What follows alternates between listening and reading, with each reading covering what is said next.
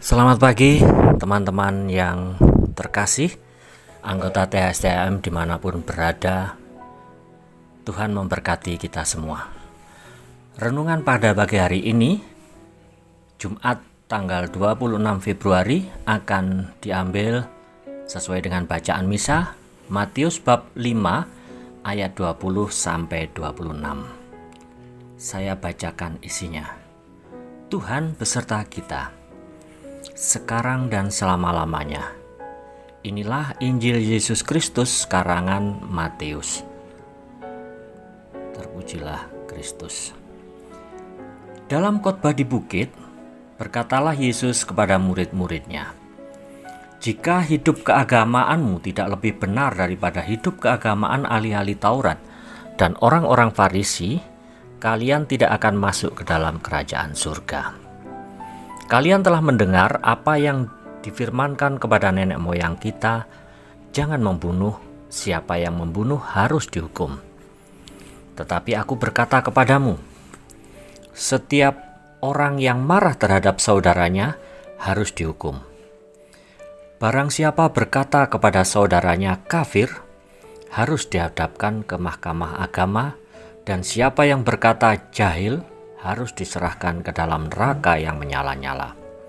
Sebab itu, jika engkau mempersembahkan persembahan di atas mezbah, dan engkau teringat akan sesuatu yang ada di dalam hati saudaramu terhadap engkau, tinggalkanlah persembahan di depan mezbah itu, dan pergilah berdamai dahulu dengan saudaramu.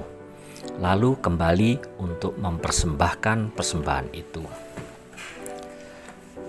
Segeralah berdamai dengan lawanmu selama engkau bersama-sama dengan dia di tengah jalan, supaya lawanmu itu jangan menyerahkan engkau kepada hakim, dan hakim itu menyerahkan engkau kepada pembantunya, dan engkau dilemparkan ke dalam penjara. Aku berkata kepadamu, sesungguhnya engkau tidak akan keluar dari sana sebelum engkau membayar hutangmu sampai lunas." Demikianlah Injil Tuhan. Terpujilah Kristus. Semoga karena pewartaan Injil ini, iman kita dikuatkan. Saudara-saudaraku yang terkasih, mari kita merenungkan sebentar.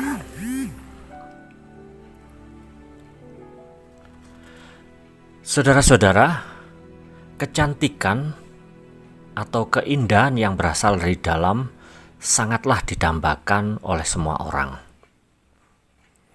Jikalau sebuah rumah tampak luarnya bagus, tetapi interiornya atau di dalamnya berantakan, maka rumah itu akan kehilangan keindahannya. Demikian juga dengan hidup kita. Kalau kita dianugerahi Tuhan dengan wajah dan tubuh yang bagus, wajah yang cantik atau ganteng, dengan tubuh yang proporsional, itu adalah anugerah yang luar biasa. Tetapi kalau kita mempunyai sikap perilaku yang tidak mengenakkan atau omongan kita kurang menyenangkan bagi orang lain, maka orang akan mencibir di belakang kita. Demikian juga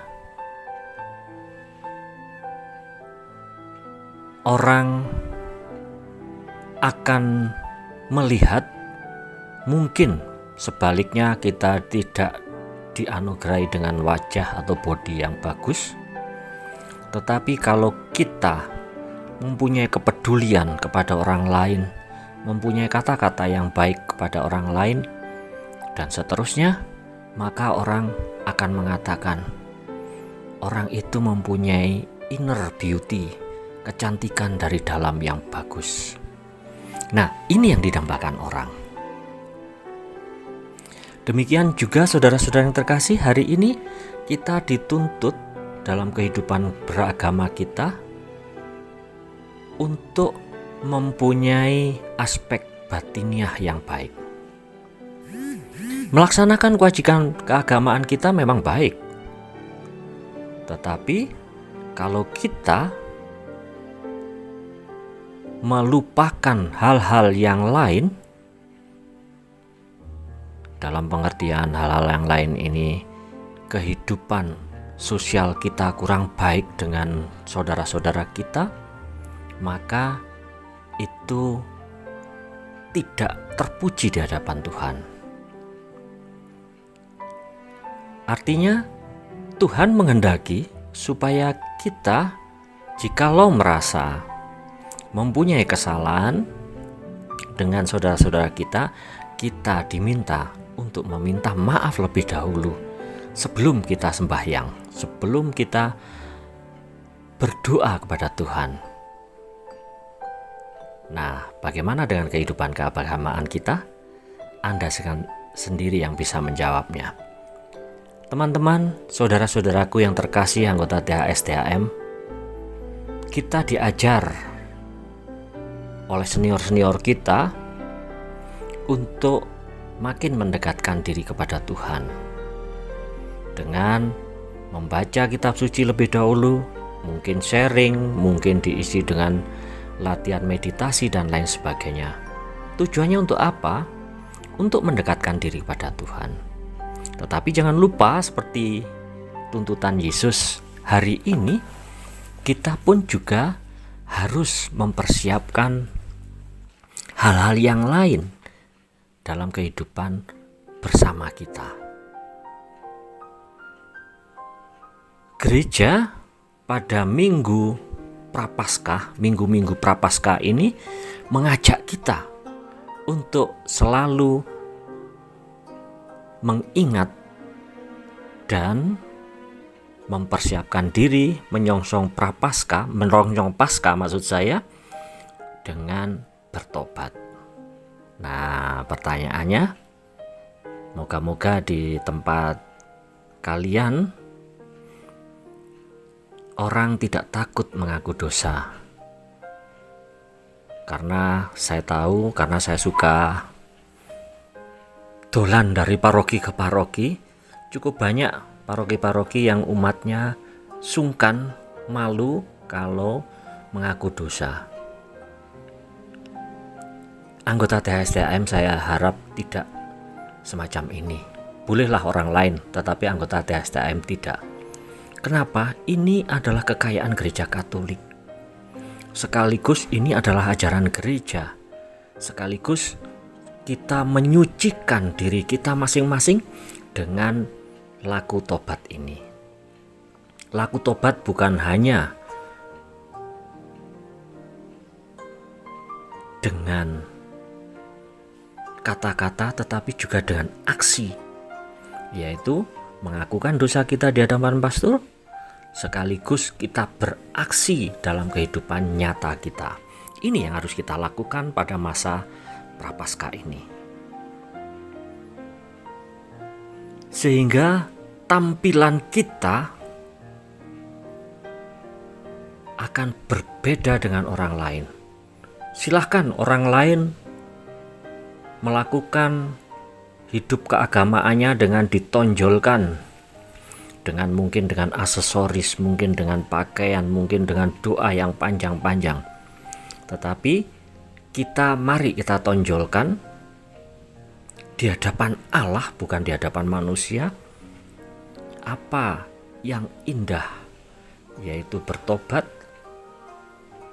Kita melakukan aksi sosial kita dalam diam, dalam keheningan, tidak usah memakai propaganda disiar-siarkan, tetapi kita melakukan hal-hal itu. Kita mulai dari hal-hal yang sederhana dengan orang-orang sekitar kita, dengan teman-teman kita. Nah, dengan demikian maka kita nanti akan siap menyambut Tuhan dalam masa Paskah. Saudara-saudaraku yang terkasih, semoga renungan pagi ini bisa menjadi berkat buat kita semua.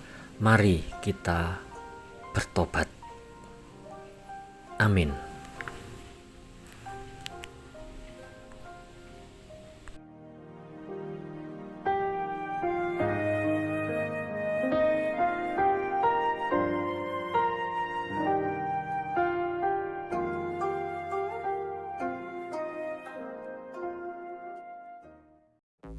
Podcast.